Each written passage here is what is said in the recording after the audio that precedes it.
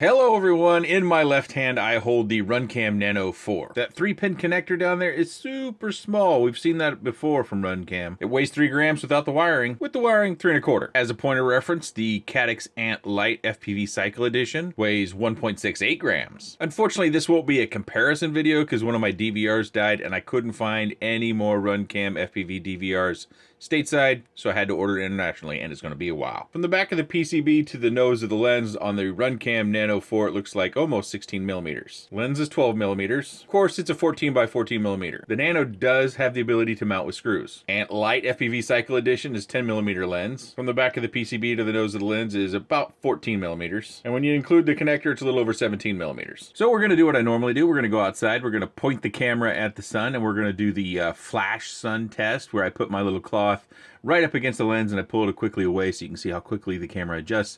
And then I'm going to have it about 1.5 feet away, and then about as far away as my arm can extend. We're going to do all 3 of those tests, and then we're going to sit it down and go for a flight. We're going to go around the neighborhood again, as you may expect, because that's what I do. I am an old guy who has 3 kids at home, and I like my house and I like to be at home. So I like micros because it's fun. Here we go. We're going to take off under a flight. Come on, arm, go ahead. Flick, there we go. Arm switch is on. Okay, we're gonna go fly now. So I really wanted this to be a comparison because I think most of you would be looking at this versus the Caddx Ant-Lite, and that depends on which light. You know, the FPV Cycle Edition has got a bigger lens on it, so that's probably going to have a better image quality or better light handling versus the Ant-Lite with the smaller lens on it. Unfortunately, you know, like I said, one of my 2 DVRs that I use for this commonly, it just won't record. So I looked all over the place, looked on Amazon as well to try to find one that I could get quickly, but no dice. So international order it is, so be it. So I'll have to have my patient pants on while I wait for that to come in. I didn't talk about anything that comes in a box because it comes in a really tiny box, and all it really comes with is what, you get like 6 or 8 screws of 2 different lengths for mounting it up. And that's probably the primary difference between these cameras. No, I guess you could say there's 2 differences. The Ant-Lite has the ability to change camera settings. So if you're into that sort of thing, that would probably be an important factor for you. The RunCam Nano 4 does not have the ability to change camera settings. There's no connector, there's no control board. To my knowledge, there's no mechanism to do that. But the RunCam Nano 4 has the ability to be screw mounted into your canopy. So you don't have to 3D print something, a holster. One of the things I've noticed with the Ant-Lite, and especially the Whoops, is they have kind of a really kind of a holster, a U holster that goes around the bottom portion, and it uses probably some compression inside the mount in order to keep it there. But when you have crashes, the camera tends to slide back and forth. So it's one of those things where I think if you have a preference for the image quality and or the features of either being able to change camera settings, or you want to be able to screw mount your camera to make sure it's good and stable, then you got 2 cameras to pick from. The weight's quite a bit different, to my surprise. The FPV Cycle Edition of the Caddx Ant-Lite at, what is it, 1.7 grams versus 3 grams from the Nano 4. But again, as we get through this footage, you could see where those extra grams come to play. That's for you to judge. We've seen quite a bit in the neighborhood, the fall colors coming out. Let's go ahead and skitter around. We're going to go inside next. Here we are. We're starting off in the basement with those LED lights that we have in the ceiling. You've probably seen the basement many times if you are a subscriber of the channel. If you're not, go ahead and hit that subscribe button. Hit the thumbs up and all that bell stuff if you want to see all the channels. And oh yeah, I forgot, I had the LED gates on, the mobility gates, not mobility, as I said in the video a bunch of times. I actually cut that video 3 different times on those gates, and I kept saying it wrong at least a couple of times, and probably the time I got that video the best, I called it, well, anyways, I screwed up.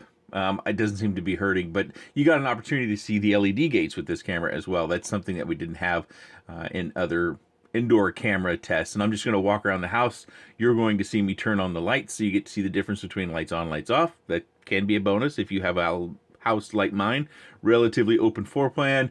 We've got some white paint on some walls, and we've got wood paneling, which we are working on painting, but that's one of the many things that we bought the cheapest house in the neighborhood knowing that we were going to fix it up, but we didn't know how busy our life was going to be 14 years ago when we bought the house. So doing a lot of painting isn't something we've had a lot of time for. We've actually had to hire most stuff out so we could spend family time together rather than doing chore time. actually staring at those windows right outside of the front door. I thought that was something that might be a point of interest to some of you. If you see that glare come through there, that's not necessarily with this camera. I think I've seen that in just about every camera inside, but it was so bright out this particular day, I decided to go ahead and take an extra stand.